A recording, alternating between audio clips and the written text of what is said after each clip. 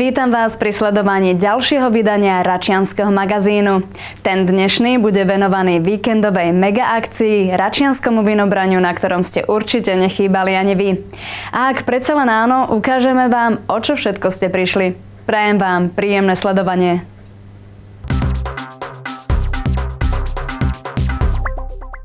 Počas víkendu sa v Rači uskutočnila najväčšia akcia roka Račianske vinobranie. To tohtoročné prilákalo do našej mestskej časti opäť tisíce návštevníkov. Organizátori sa snažili splniť želanie každému a pripravili zaujímavý program.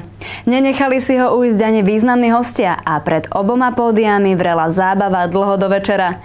Vínko a burčia chutili, takže vinobranie bolo aj tento raz úspešné. Rača po roku opäť praskala vo Švíkoch. V jej centre prúdili ľudia, ktorí sa tešili, čo zažijú na tohtoročnom račianskom vinobraní. A tradičné obráčkové slávnosti opäť nesklamali. Ulice Starej Rače boli lemované stánkami, ktoré ponúkali pestrý tovar, ale dominovali samozrejme tie, v ktorých ste si mohli kúpiť a ochutnať víno a najmä čerstvý burčiak. Sobotnejšie oficiálne otvorenie račianskeho vinobrania si opäť nenechal újsť ani prezident Slovenskej republiky Ivan Gašparovič. Do tohto kraja patrím a som rád, že je to kraj, ktorý po ťažkej práci vinárov dáva ľuďom niečo, čo spôsobuje radosť. Radosť, ak sme rozumní. A ja som presvedčený, že tu som medzi rozumnými ľuďmi, ktorí sa budú dneska tešiť, radovať a ja budem veľmi rád s nimi. Spolu s prezidentom otvoril najväčšiu slávnosť v Rači aj starosta mestskej časti Peter Pilinský. Ja budem veľmi rád, ak sa nám podarí tú vlajku vinársku tunak v Rači udržať a aby sme sa takto mohli stretať každý rok a aby sme mohli piť také dobré vína, ktoré, ako bolo spomínané, chutia po celom svete. Takže ďakujem a teda oficiálne považujte vinobranie 2012 za otvorené. Prvým u Slovenska odštartoval vinobranie aj tzv. Prezidentským štrngnutím. Prezident Ivan Gašparovič nedá na slovenské vína dopustiť. U nás v paláci sa nesmie ponúkať iné víno ako slovenské a ja si myslím, že je to veľmi dobré. Absolvovali ste už asi veľa rôznych vinobraní. Čím je to račianske iné ako dajme tomu Modra alebo Pezinku?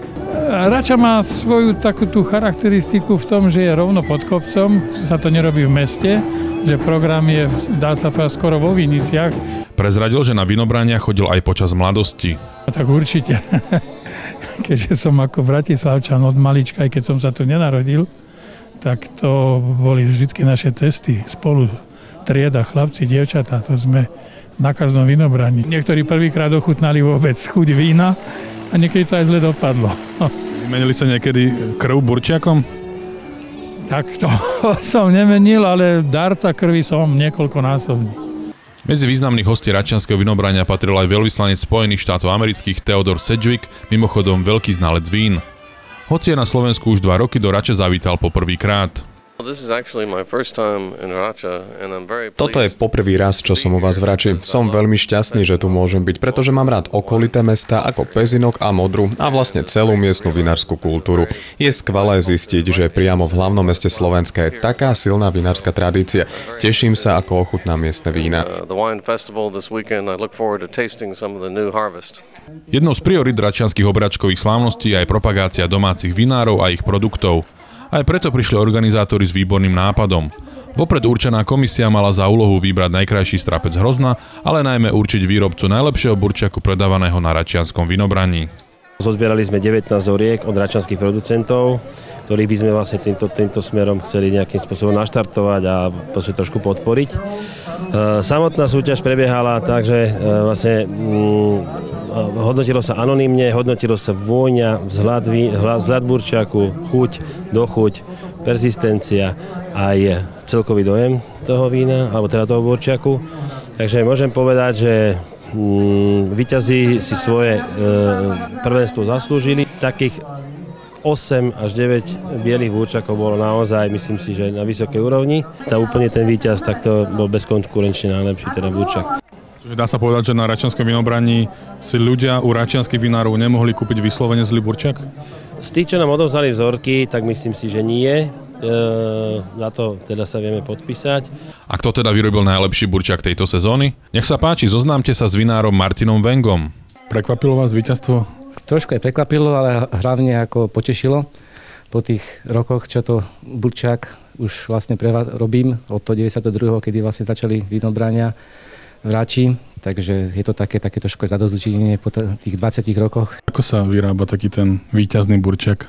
Tak v prvom rade potrebujete naozaj mať dobré, kvalitné rozno, čo mu prijal aj tento ročník, že naozaj malo to 20 stupňov cukornatosť, je to väčšina Milleru robené, odkalený burčiak, základ hygiena, čistota a žiadne vymysly, jak to niektorí skúšajú. Je ťažké urobiť dobrý burčak? Sa hovorí, že to treba nejak správne načasovať, aby to bolo presne na ten čas? Tak to je asi ten najväčší taký problém, že dokázať to dobre načasovať. Tam sa treba s tým trošku niekedy aj šťastíčko, aby prijalo, aj teda veľa faktorov zohráva k tomu, že či ten burčak vyjde. Viete, aká je vonkajšia teplota, aké teplote sa oberá, v pivnici koľko máte teplotu. To sú všetko faktory, ktoré hrajú preto, aby ten burčak vlastne dobre vykvasil.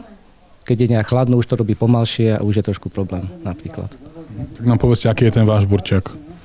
Tak určite je spravodlivý, hej, lahodný, tak burčiak, nie je vyslovene sladký, má už trošku picha na jazyku a hovorím, väčšina je to, 90% je to z Milleru. Koľko odporúčate vypiť? Vraví sa, že aspoň tie 4 litre, koľko má človek krvi. No, aspoň toľko by sa malo vypiť. Nie je to veľa? Nie, určite nie. To je niekedy taký juicy, kto sa dobre pije, to 4 litre len tak prejde, zahrmí. Mali sme tu aj takých baníkov, ktorí dvaja vypili bedničku. Za celý večer, za celú sobotu. Z tohto ročného račianskeho vinobrania nemohol nikto odísť sklamaný. Každý si našiel to svoje. Niekto prišiel na burčak, iný ochutnať víno a dobroty do račianskeho chotára, deti sa vyšantili na kolotočoch a iných atrakciách. Starších potešila ľudová muzika, mladší návštevníci sa zabavili na koncertoch hudobných kapiel.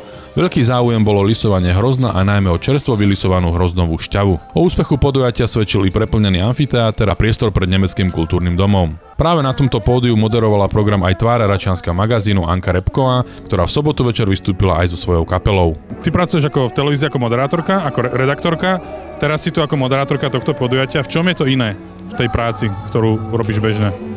Tak rozhodne je to iné hlavne v tom, že tu vidím tých divákov, ktorí teda sledujú to podujatie a hlavne ten kontakt s divákom, naozaj to je zásadný rozdiel. Máš trému?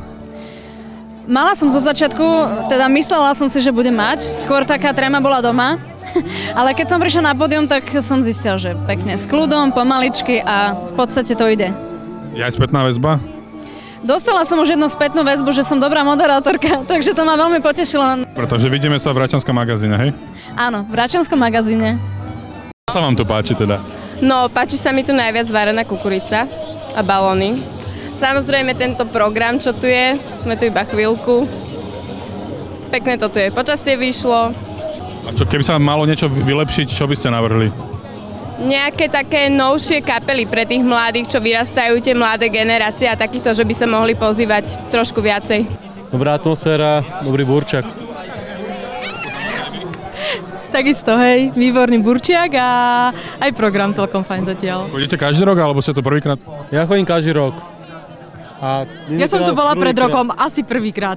Teprve přišli a páči se nám velice. Je tady nejvíc jídla, co jsem kdy viděla.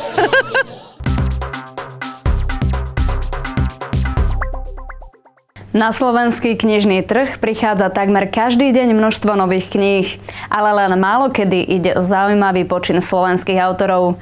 Autorkám Dobroslave Luknárovej a Zuzane Kuglerovej sa podarilo dať dokopy unikátnu zbierku račianskych povestí, ktorú nazvali príznačne Vinohradnícke povesti. A my sme na krste nemohli chýbať. Súčasťou tohto ročného vinobrania bolo aj množstvo sprievodných kultúrnych akcií. Medzi tie najočakávanejšie patril krst knihy Vinohradnícke povesti. Unikátnu knihu napísala Dobroslava Luknárová, ktorá už 40 rokov žije v Rači, a Zuzana Kuglerová. Okrem množstva zaujímavých príbehov zo starej Rače nájdete v knihe aj krásne ilustrácie. Krst prebehol v piatok v sobášnej sieni miestneho úradu v Rači. Cestu naň si našlo mnoho fanúšikov literatúry a tak bola sobášna sieň úplne plná. K príjemnej atmosfére prispel aj moderátor a riaditeľ základnej umeleckej školy v Krasňanoch Ulrich Ullmann a milé vystúpenie americkej rodiny Lesanovcov, žijúcej už 6 rokov v Rači. Krstným otcom vinohradnických povestí bol spisovateľ Gustav Murín. Na krste nechýbal ani starosta Rače Peter Pilinský. Ja by som sa v tom rade poďakovať autorkám, že sa na takúto prácu dali. Ja keď som si čítal ten rukopis, ktorý mi dala pani Luknárová, tak sa mi skutočne tak nejakým spôsobom vracalo detstvo. Ja si myslím, že to bude knižka, ku ktorej sa budú radi vracať, otvoria ju, prečítajú si. Tradične sa knihy krstia nejakým okom. V tomto prípade si všetci krstní otcovia zvolili list révy vinnej. Najmä Dobroslava Luknárová sa ani po oficiálnom ukončení krstu ešte dlho nezastavila. Trpezlivo podpisovala desiatky kníh pre svojich priaznivcov a známych. A čo vlastne viedlo autorku k napísaniu týchto povestí?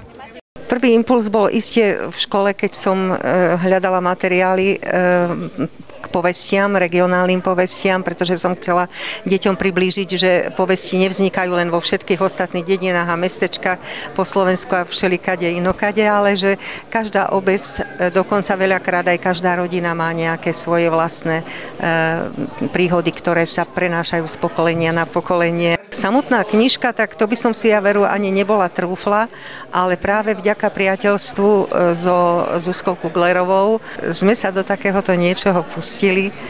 Boli chvíle, keď sme ani neverili, že sa to nakoniec podarí. Kniha obsahuje 27 povestí a navyše je obohatená aj o rôzne rečňovanky či frazeologizmy. A čo bolo pri tvorení pre bývalú učiteľku slovenčiny najťažšie?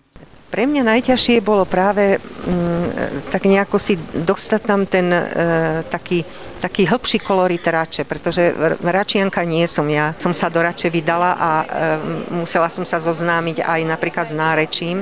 Veľmi sa mi páči. Nikdy sa asi nenaučím presne, ale chcela som tam práve, pretože sú to staré príbehy, tak dostať čo najviac takého nejakého račištorského koloritu. Táto robota však priniesla krásny výsledok. Kniha Vinohradnícke povesti vyšla v náklade 2000 kusov a kúpite ju v každom dobrom knihkupectve. A na budúci rok sa môžu Račania tešiť na knihu typických račianskych receptov.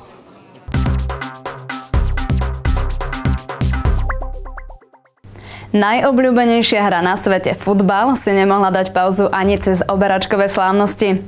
V sobotu patril trávnik račianskeho futbalového ihriska detským nádejam a v nedeľu naň vybehli v šlágri kola hráči prvého mužstva FK Rača.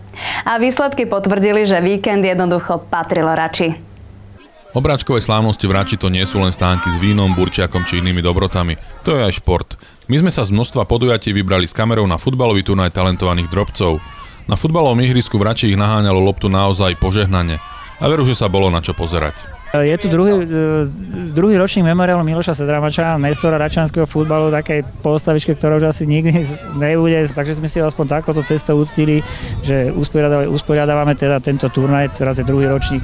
Pre aké kategória, koľko mužstiev sa zúčastnilo? Je to pre kategóriu ročníkov 2005, čiže to je 8-ročné deti a mladšie, samozrejme sú tu aj mladšie. Hej, a účastní sa tento rok 10 tímov proti minulému roku, keď sme mali 8 tímov. Zo všetkých boli napokon najlepší práve domáci račianski malí futbalisti, ktorí vo finále zdolali superov z rakúskeho Stadlau. Máme ináč vynikajúcu základňu a fakt robíme tu futbal progresívne. Za 2-3 roky sme vybudovali z jedného prípravkárskeho mužstva. Hráme súťaž, kde najvyššiu súťaž prípravek, kde hrá ABC prípravky, áno, čiže U11, U10, U9. Máme dve predprípravky, U8, U7 a teraz budeme mať aj U6, hej? Takže mládež tu má veľký progres a pomáha nám samozrejme aj mestská časť, pán starosta a tak ďalej, takže veľmi dobre. V slávnostnej atmosfére Vinobrania chceli prispieť aj dospelí futbalisti FK Rača. V nedeľu dopoludňa potvrdili zverenci trénera Tomáša Medveďa vynikajúcu formu z posledných kôl v prestížnom súboji proti slávnemu Interu. Favorizovaného súpera dostali od prvých minút pod tlak. Tohtoročná rekordná návšteva, asi 400 divákov, sa dočkala gólu krátko po prestávke. Po centri Šustríka otvoril skóre Kozák. Inter v snahe vyrovnať otvoril hru, čo vyhovovalo aktívnej ofenzíve Rače. V 63. minúte ešte Zvarík v dobrej šanci zle zakončil, ale o minútu neskôr však skvele hrajúci Kozák zvýšil po ďalšej ukážkovej akcii na 2-0. Aj bez vylúčeného Burzu sa hostia schopili. V 82. minúte znížil Fedor na 1-2. Vynikajúci zápas držal divákov v napätí až do konca, gól však už nepadol.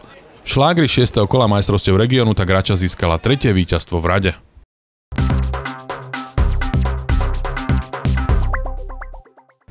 Veríme, že z račianskeho vinobrania ste si okrem pochuťok a dobrého burčiaku odnesli aj veľa pekných zážitkov.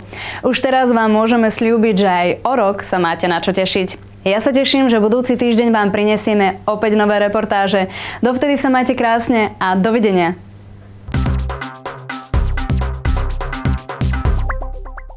Račianske vinobranie vám priniesli